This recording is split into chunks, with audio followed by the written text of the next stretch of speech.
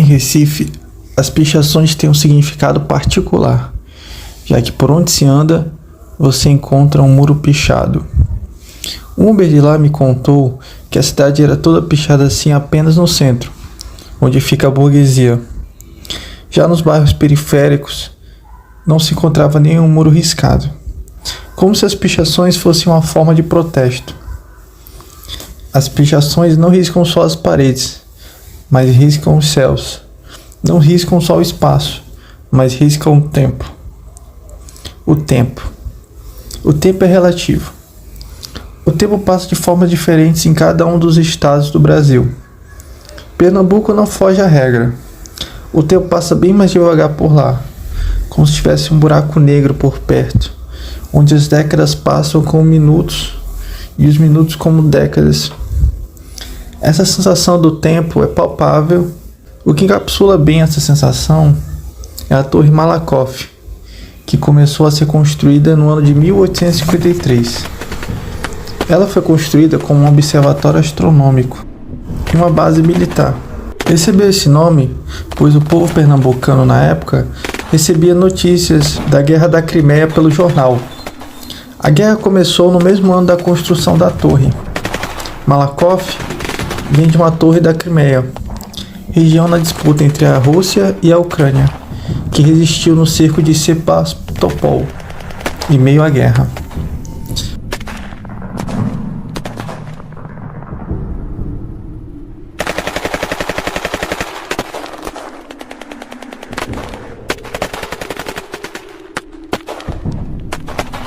O ano é 2024. A guerra naquela região continua firme e forte, igual a torre.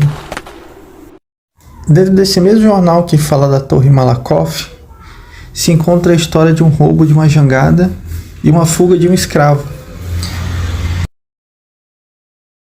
Quando eu li essa notícia, me lembrei da imagem de uns garotos apostando corrida a cavalo na costa pernambucana. Eles pareciam tão livres. Coincidentemente, por ali se enxerga várias jangadas, igual aquela roubada na notícia.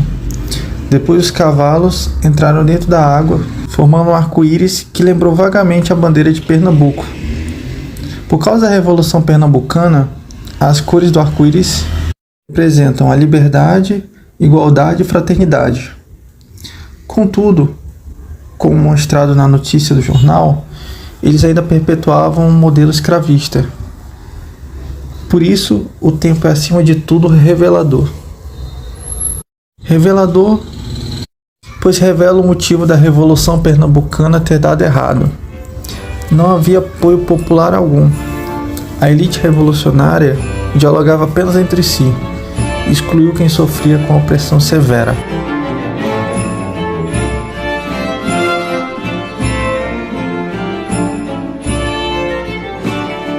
Isso somado às trairagens do estado de Alagoas. Segundo um amigo meu pernambucano, o povo de Alagoas é um povo traíra. Não tiro a razão dele pensar assim, já que teve a traição de Domingos Fernandes Calabar, que morava onde hoje é Alagoas. Ele traiu Matias de Albuquerque na resistência contra a invasão holandesa, onde ambos já haviam lutado juntos, no Forte do Bom Jesus. Futuramente, Alagoas ainda apoiou o reinado de Dom João VI de Portugal, na Revolução Pernambucana, para poder se tornar uma capitania independente de Pernambuco. E finalmente, Fernando Collor de Mello, que teve sua herança e base política toda em Alagoas, que não contente em trair seu irmão pegando a cunhada, ainda traiu todo o Brasil, pegando suas poupanças.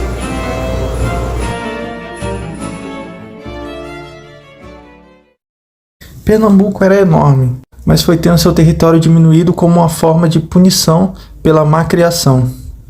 Foi tendo seu espaço reduzido, tão reduzido que resultou em um pequeno núcleo super denso, brilhante e extremamente quente, de poucos quilômetros de diâmetro e de densidade incrivelmente alta. Em outras palavras, se formou um buraco negro que distorceu o tempo do lugar. Foram tantas revoltas e rebeliões que fica a impressão dos pernambucanos serem um povo revolucionário, ao menos revoltoso.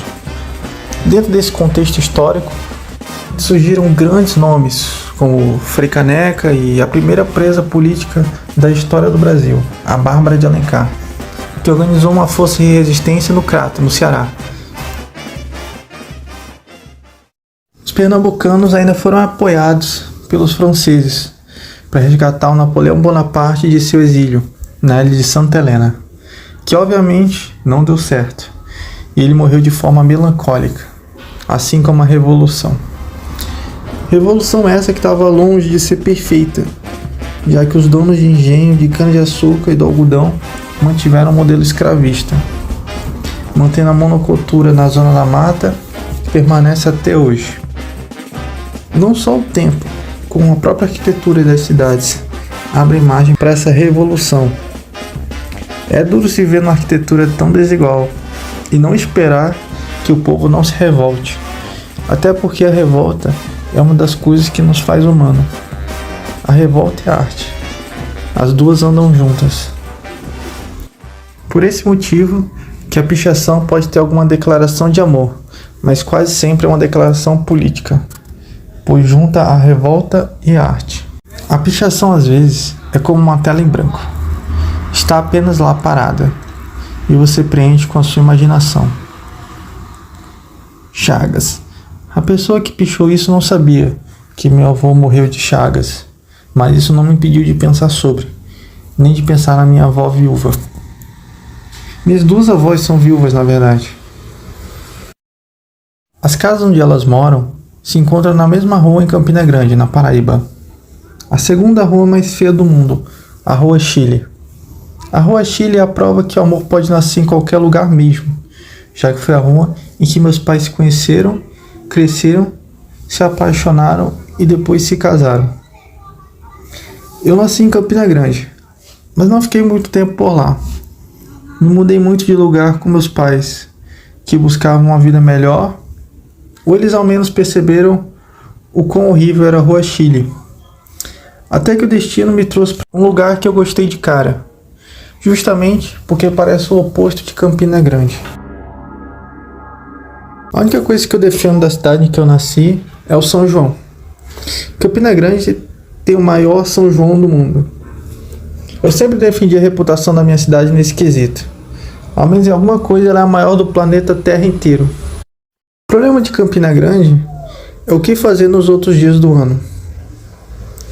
Pesquisando sobre a história de Campina Grande, eu descobri que não é só no São João que a cidade se destaca.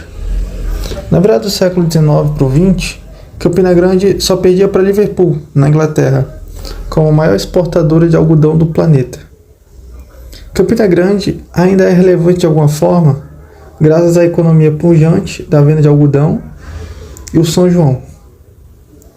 Visitando o Museu do Algodão em Campina Grande, pode-se observar muito da história dos que enriqueceram com esse processo de exportação, mas pouco dos trabalhadores, como até mesmo os próprios colhedores de algodão, que vivem em cidades vizinhas, trabalhando em um meio de produção que descende da escravidão. O algodão em Campina me lembrou a contradição esquecida da liberdade, igualdade e fraternidade, lá da Revolução Pernambucana, que permanecia o sistema de escravidão no Estado.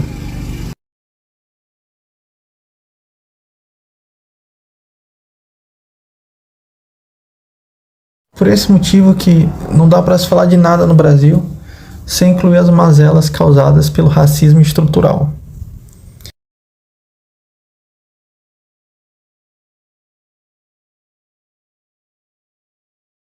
Já outro museu, o Museu Histórico de Campina Grande, ele foi criado há mais de 200 anos para ser uma cadeia, que inclusive nela ficou preso o Frei Caneca. Nela se explica que houve um tempo em que Campina não tinha porte nem para ser cidade, apenas uma vila.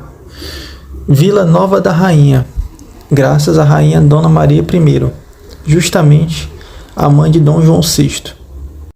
A cidade de Campina Grande foi crescendo, sem tocar muito nesses assuntos, como quem não quer tocar numa ferida, mesmo que a ferida vá se abrindo. Agora que temos o São João, onde não é mais o catador de algodão que toma o papel de destaque, é o catador de latinha que se emerge nesse espaço urbano. Foi no São João mesmo que eu quase apanhei, por estar usando a camisa do Fortaleza. Comecei a torcer pelo Fortaleza quando estava morando no Ceará.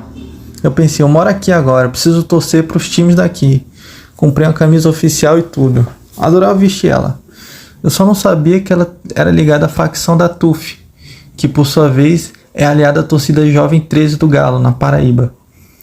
Em Campina Grande é onde a rivalidade do 13 com o Campinense é mais forte. Por isso, quando inventei de ir para o São João de Campina, estava no meio de um show, quando um torcedor do 13 veio me avisar que um pessoal do Campinense ali próximo ia me encher de porrada, mas que qualquer coisa ele ajudava. Eu só virei para ele e falei, o quê? Na mesma hora eu tirei a camisa e nunca mais saí com ela para lugar nenhum.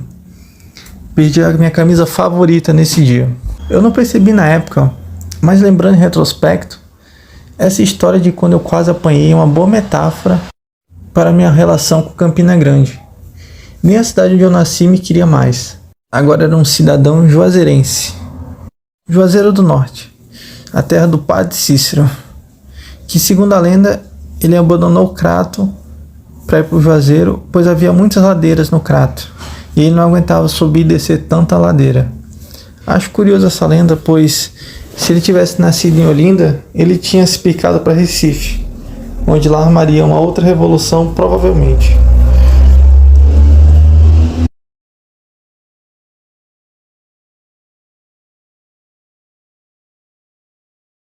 Recife.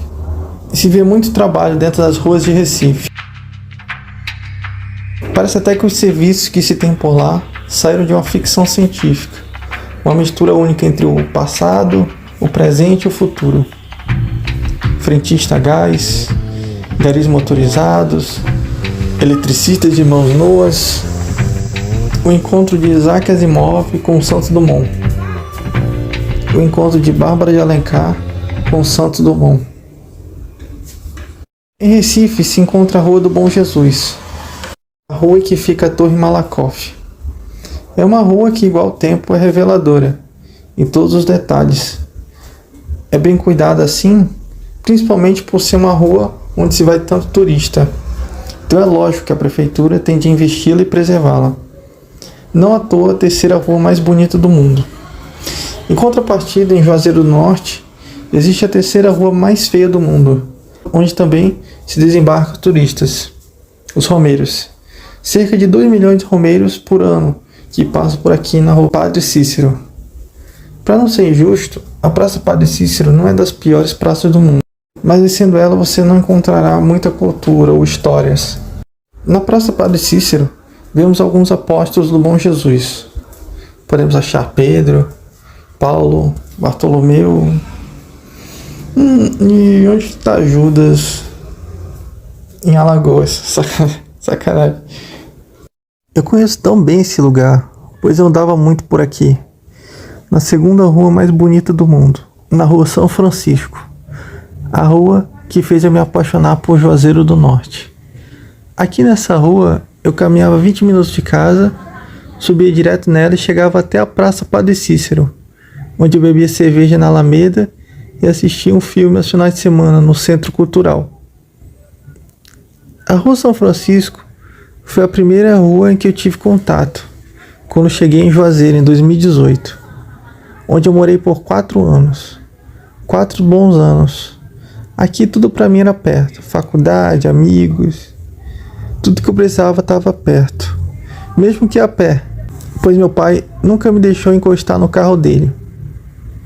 Mas eu tive que me mudar de lá no final de 2022, pois meus pais, após mais de 20 anos de casados, se separaram e a casa ficou lá para quem quisesse alugar. Agora tudo parece bem distante, e o que já era distante ficou ainda mais distante. No caso, a minha relação com a minha família, como se fosse um muro, onde a gente só se comunica pichando, mas nunca o derrubando.